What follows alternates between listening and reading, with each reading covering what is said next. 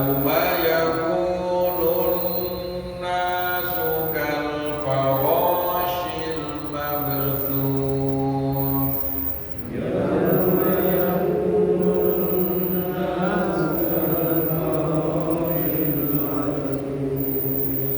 Wa takunul jibalu kal 'ihnil manfush.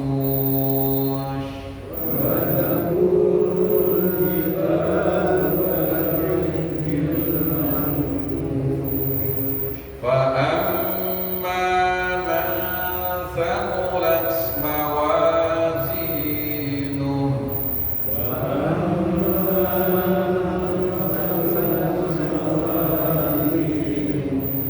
wa huwa fi 'ishatin radiyah.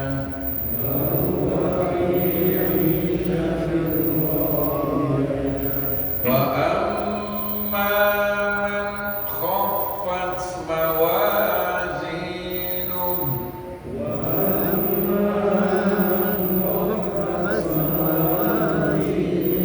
fa ummuhu hawiyah. Wa ma adraka ma hiya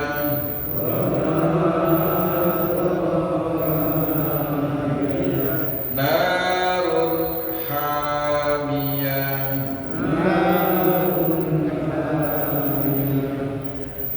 Alqa alif lam qamariyah. Alif lam itu cuma ada dua, ada qamariyah, ada syamsiyah. Kalau qamariyah jelas bunyi al. Kalau syamsiyah dia enggak bunyi, ada alif lamnya tapi membacanya langsung ke depan alif lam.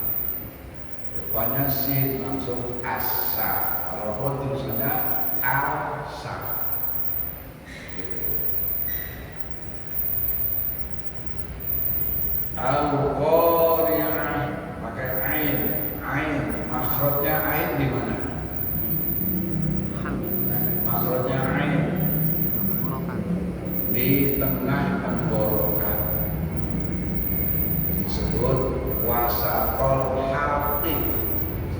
Wasatol itu tengah, halqi tenggorokan. Wasatol halqi. Tengah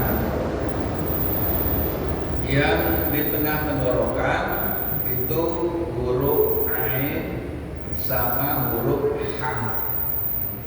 Ya, huruf ha bersih, ha sin, kayak ha, bukan ha. Kalau apa itu huruf ha besar itu di pangkal tenggorokan, aqsal halqi, pangkal hamzah sama ha itu pangkal tenggorokan. Kalau wasatol halqi yang di tengah tenggorokan ha ya sama apa tadi ain gitu. Kalau yang di ujung atrofal halqi, ujung tenggorokan paling atas itu makhrajnya kha sama ghain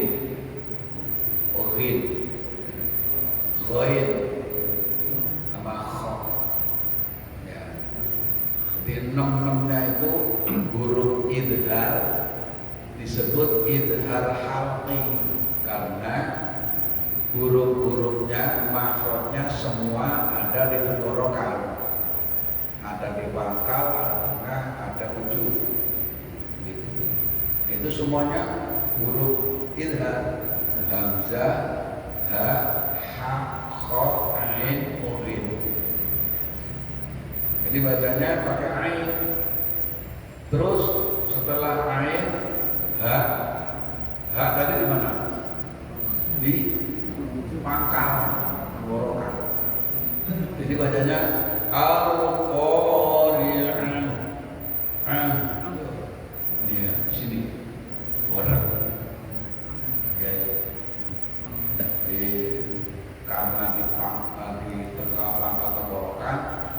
seolah-olah sampai ke dada.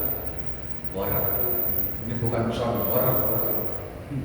Son warak kan dilarang. Jawa Timur son warak. Al-Qari'ah. Mal-Qari'ah. Itu kalau diputus dari ayat per ayat. Nah, kemudian kalau kita perhatikan tulisan di atas ayat ada huruf lam alif kecil. La di situ artinya la waqfa, tidak ada waqaf fihi di dalamnya. Berarti yang bagus terus. Sehingga banyak bacanya al-qari'atu mal-qari'ah. Gitu. Kalau dibaca al-qari'ah mal-qari'ah, boleh apa enggak? Boleh. Karena memang sudah ayat. Jadi kalau yang tanda tidak ada wakaf di situ, itu kalau adanya itu di akhir ayat, maka pilihannya berhenti ya boleh, karena mutlaknya ayat. Karena itu udah satu ayat itu udah mutlak, gitu. Mutlaknya ayat, wakaf mutlak. Nah, tapi kalau kita terus juga boleh, karena memang di situ ada pola. Di situ lampunya lampu hijau. Kalau lampu hijau berhenti apa? Terus. Berhenti disodok ke belakang. Lampu hijau. Di al-qari'atu mal-qari'ah. Wa ma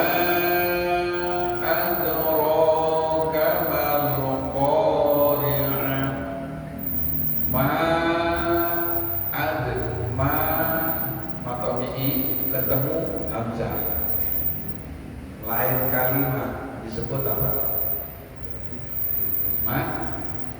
Majais munfasil. Gitu. Satu kalimat, adro kalimat berikutnya itu disebut lain kalimat. Masing-masing sudah punya satu arti. Sudah ada artinya, namanya apa? Adro sudah punya arti lagi. Gitu. Nah, kalau yang ja'a itu matobi'inya dengan namanya itu satu kata.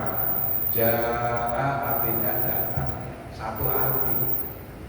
Kalau yang satu arti berarti disebut majais, man wajib mutasil. Itu panjangnya sampai 3 alif atau 6 harkat. Idza jaa nasrullahi wal fath. Jaa panjang, janya panjang. Wajib. Ini majais. Nah, panjangnya majais itu boleh sama dengan matobi. Namanya jais. Jais itu boleh, bukan wajib. Tadi kan ada mak wajib, ada majais. Kalau mak wajib nggak boleh kurang. Gitu. Kalau jais boleh seperti matobi. Dan boleh juga dipanjangkan sama dengan mat wajib. Dan boleh pertengahan antara mat tabi'i dengan mat wajib. Boleh satu alif berarti sama dengan mat tabi'i. Boleh 2 alif berarti pertengahan. Boleh 3 alif sama dengan mat wajib. Gitu. Ya. Wa ma adraka mal qari'ah. Ad huruf apa namanya? Bacaan apa? Qalqalah. Qalqalah itu bacaan yang membalik, memantul seperti bola ya dijatuhin ya membalik. Sudah mati tapi masih ada suara. Kalau huruf yang bukan qalqalah mati nggak membalik gitu. Tapi kalau yang qalqalah harus ada suara balik, harus ada adr gitu. Wa ma adraka mal qari'ah.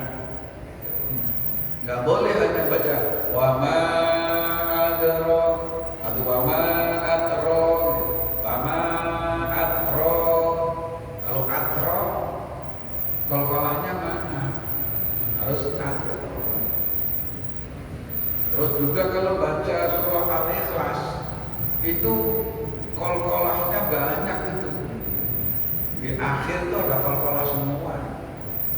Dan kalau yang di akhir ayat yang hurufnya hidup dibaca mati itu qalqalah kubro, harus lebih kelihatan. Ini kadang-kadang kelihatan malu apa tahu. Jadi baca qul huwallahu ahad harus ada d-nya. Jangan hanya qul huwallahu ahad. D-nya mana? Qalqalahnya mana? Ya. Allahus samad. D. Memang qalqalah itu harus begitu. Itu udah aturannya begitu. Jangan dikurang-kurangin.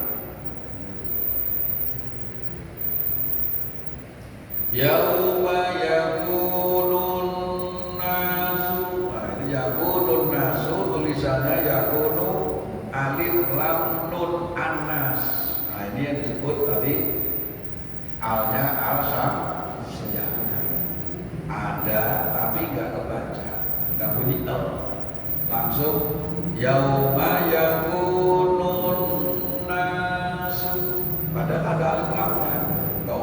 Bukan yakunun. Jadi nggak ada bunyi al. Itu namanya samsiyah.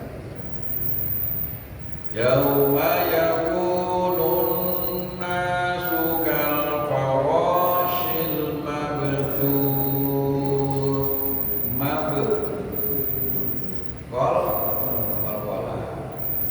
Kalau yang langsung sukun namanya qalqalah sugro. Sehingga itu jelas banget nggak apa-apa. Jadi kal farashil mabthus nggak sampai mabuk, nggak sampai jelas banget. Emang sugro itu kecil.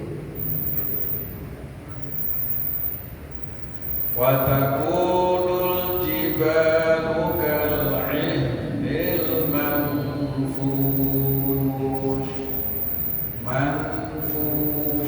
Bukan mampus. Oh, ini mah nyumpain orang. Mampusnya dikatakan baik.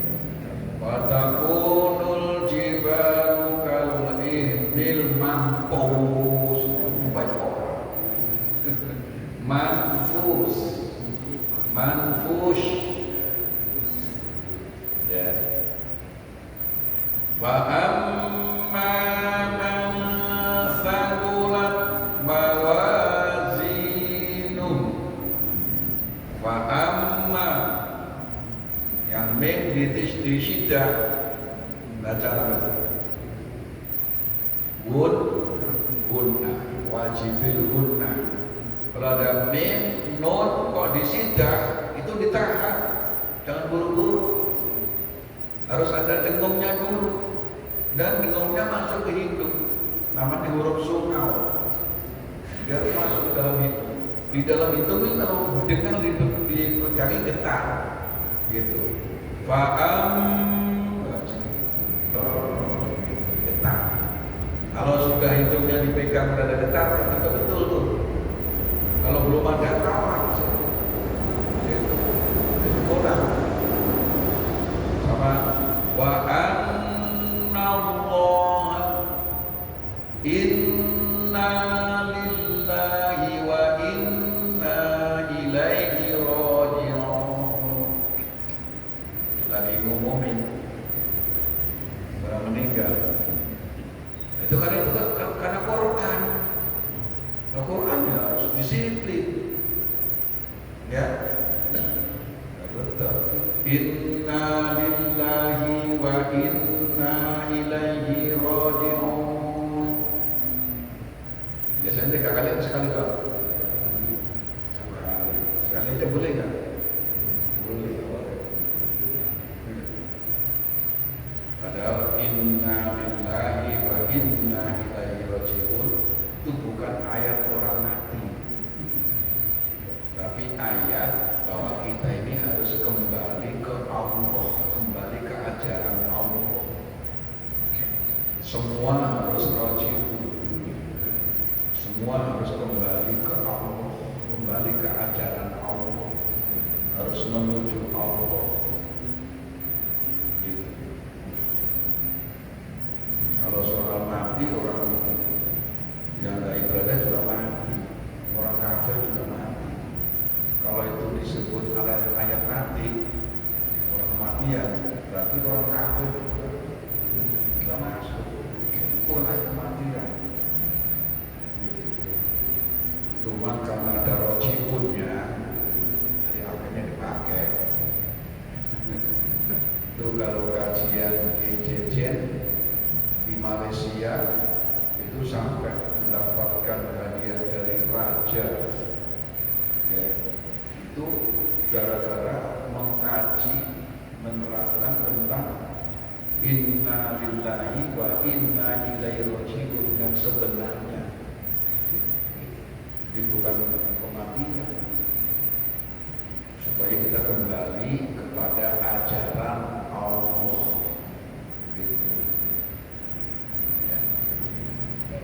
Wahuwa fi 'ishatir radiyah. Ishatir radiyah. Bacaan apa itu?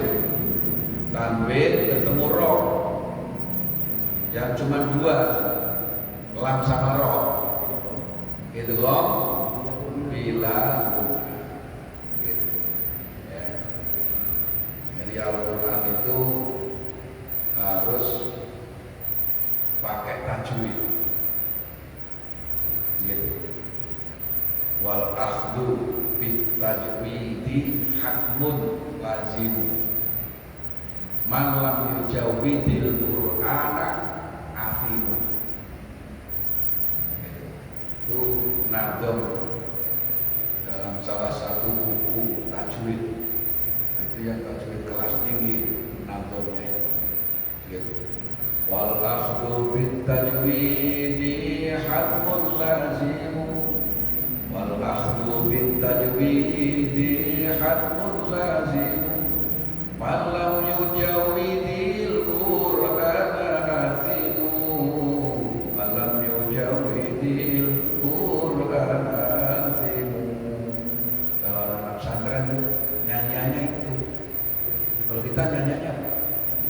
Goyang dongeng. Nyanyiannya syair-syair sambil ngapalin gitu. Biar enggak puas. Ada lagunya, ada bahamnya. Al-Qari'ah artinya hari kiamat, kejadian. Qari'ah itu artinya kejadian. Nah, yang dimaksud adalah terjadinya hari kiamat. Mal Qari'ah, apa itu hari kiamat? Wa ma adraka mal Qari'ah, dan apa yang kamu ketahui tentang hari kiamat? Dalam Al-Quran itu sesuatu yang penting itu sebelum masuk kepada Apa yang dimaksud itu ada kata yang diulang-ulang dulu, supaya menarik perhatian karena mau menjelaskan sesuatu yang sangat penting. Gitu. Kayak orang lagi sidang, sesuatu yang penting, ada yang ngobrol, ada yang ini, ada yang belum serius, ketok palu, tok tok tok tok tok, karena acara sudah mau dimulai nih, masih merokok, masih ngobrol gitu. Supaya perhatian, ini lagi menerangkan tentang dahsyatnya hari kiamat. Ya diulang-ulang terus. Al-Qari'ah, Mal-Qari'ah, wa ma adraka mal-Qari'ah. Begitu kita sudah dipancing dulu, apa itu hari kiamat? Seperti apa itu hari kiamat? Baru ayat ketiganya dijelasin, hari kiamat itu yauma yakunun nasu kal farashil mabthus. Jadi di mana manusia itu seperti laron yang berterbangan. Gitu. Tahu laron? Hah? Kapan keluarnya laron? Kemana arahnya laron? Berapa lama laron itu hidup setelah keluar dari tempatnya, dari lubangnya? Laron itu gak punya arah. Laron itu gak punya arah. Kemana aja? Gak punya arah. Ada gak laron itu dia langsung begitu keluar langsung sono kayak burung yang bergelombol sono? Enggak. Dia mengambur aja. Maka perumpamaannya saking dahsyatnya hari kiamat, manusia itu belum kayak laron, udah terpental sono, terpental sini, hancur sono, hancur sini, kelempar sono, kelempar sini, udah gak karu-karuan. Kal farashil mabthus. Gitu.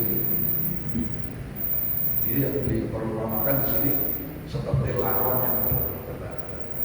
Dan laron itu gak lama, paling cuma gak sampai sehari. Cuman pagi-pagi keluar berubur, gitu. Ntar siang, udah gak ada. Udah badannya kehilangan apa? Sayapnya.